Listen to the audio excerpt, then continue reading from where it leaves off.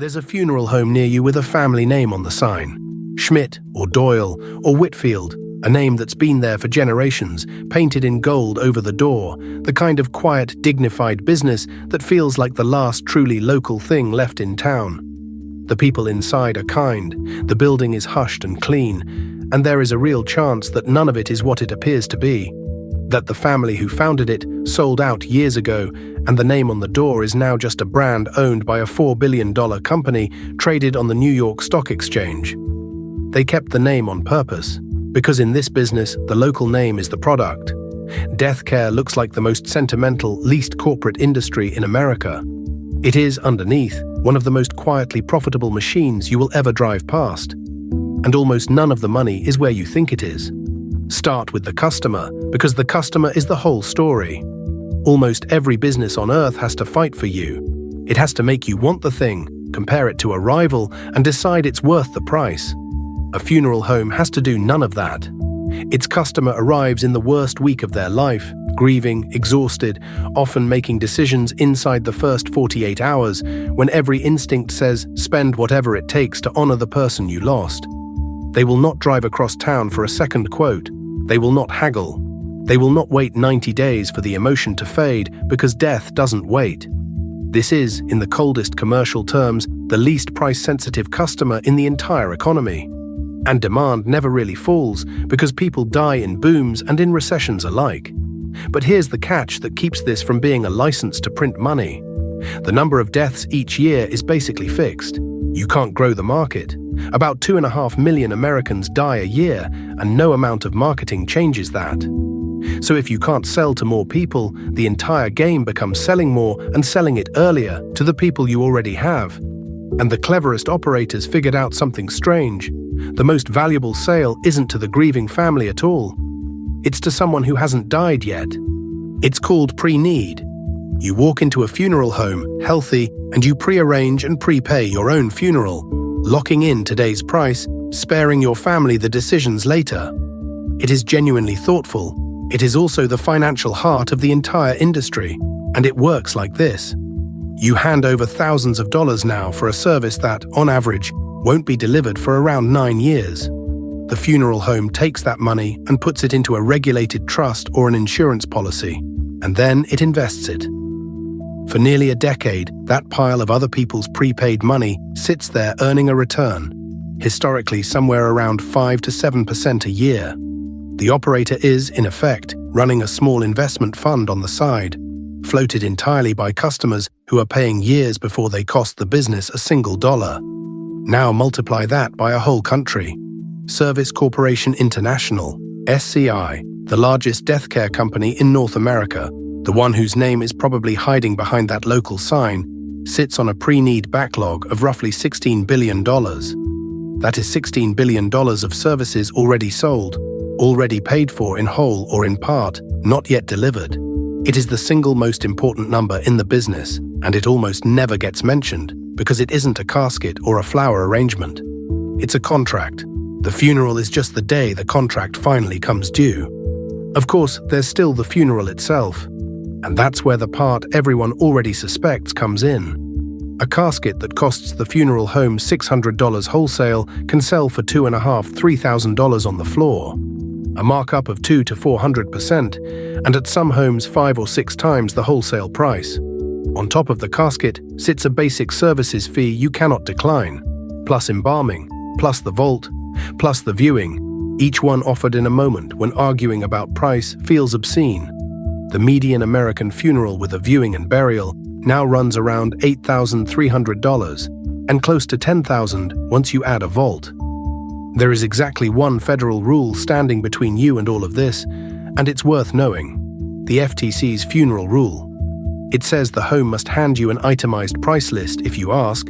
It forbids stacking a second mandatory fee on top of the basic one, and, this is the big one, it makes it illegal for them to refuse or charge you extra for a casket you bought somewhere cheaper, like Costco or Amazon. The problem is enforcement. In a 2023 undercover sweep, the FTC found homes that wouldn't give a straight price over the phone at all. Only about a quarter of consumers even know the rule exists. The protection is real. It just relies on a grieving person knowing to ask, which is precisely the moment they're least able to. But if you want to find where the real margin lives, you have to stop looking at the funeral entirely and look at the cemetery. Here's a fact that surprises almost everyone, straight from SCI's own filings. In 2024, its funeral business brought in more revenue, about $2.3 billion, than its cemetery business at roughly $1.9 billion. But flip to the profit, and it inverts completely. The cemetery side threw off more gross profit than the funeral side, around $625 million versus $465 million. The cemetery operates at a gross margin north of 33%, the funeral side closer to 20%. The graves out-earn the funerals, and once you see why, you can't unsee it. A cemetery is selling plots of land it often bought decades ago and subdivides into thousands of individual sites, plus vaults, headstones, engraving, and something called perpetual care. A fee to maintain the grounds, in some form, forever. It is high-margin real estate sold by the square yard with an upsell stack on top to a customer who will only ever buy it once and cannot exactly return it. The funeral is the emotional event everyone focuses on. The cemetery is where the money quietly compounds, appreciating land sold in pieces in perpetuity. Now put the pieces together, a captive customer, billions in prepaid float, and high-margin land, and you have exactly the profile that attracts serious money. And serious money has been quietly consolidating this industry for decades. For most of its history, American death care was about as local as a business gets. Tens of thousands of family homes passed down through generations. Even today, around 86% of funeral homes are owned by families or individuals. But sitting on top of that fragmented map is a handful of corporations, buying them up one at a time. And SCI is the giant, with nearly 1,500 funeral homes and around 500 cemeteries, serving roughly 700,000 families a year on more than $4 billion of revenue. And here is the masterstroke. When SCI buys the Schmidt family funeral home, it does not put up a corporate sign. It keeps the name Schmidt, the staff, the look, the local feel, and runs its national brand, Dignity Memorial, almost invisibly in the background. Because the second a grieving family senses a faceless national chain instead of the trusted local name, the whole advantage evaporates. The logic underneath is the same arbitrage that drives every roll-up. A single family home sells for a low multiple of its profits, but bolt 1,000 together into one national platform, and that company is worth a far higher multiple of the very same earnings. You buy small and local, you keep the names that built the trust, and the whole becomes worth more than the sum of its quietly acquired parts. And if you find this kind of hidden machinery genuinely fascinating, the real economics under an ordinary business, that's the whole point of this channel, a different one, taken apart every week. So is death care an unbeatable machine? Not quite, because the most profitable version of it, the full burial, is dying. For most of the last century, the high-ticket sale was the traditional funeral: embalming, a premium casket, a vault, a plot in the ground. That entire package is exactly what's collapsing. In 2024, the US cremation rate crossed 62%, a clear majority, and the NFDA projects about 82% by 2045, with traditional burial falling to barely 13%. By the mid-2030s, more than half of every state will choose cremation. And cremation is a margin problem, because it skips almost everything the model was built to sell. No premium casket, often no embalming, frequently no plot, no vault, no headstone. A traditional burial can run $8,000 or $9,000. A cremation with a service, closer to $6,000. A stripped-down direct cremation, a small fraction of that. Each shift from a grave to an urn quietly removes thousands of dollars of high-margin product from the sale.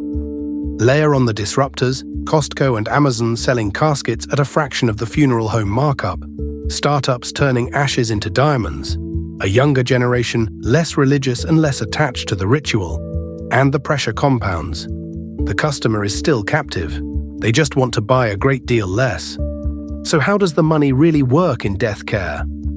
The honest answer is that the business everyone thinks they're looking at, a kindly family selling caskets and comfort, is mostly a front for three quieter machines: A prepaid contract that lets you bank the money years before you owe the service.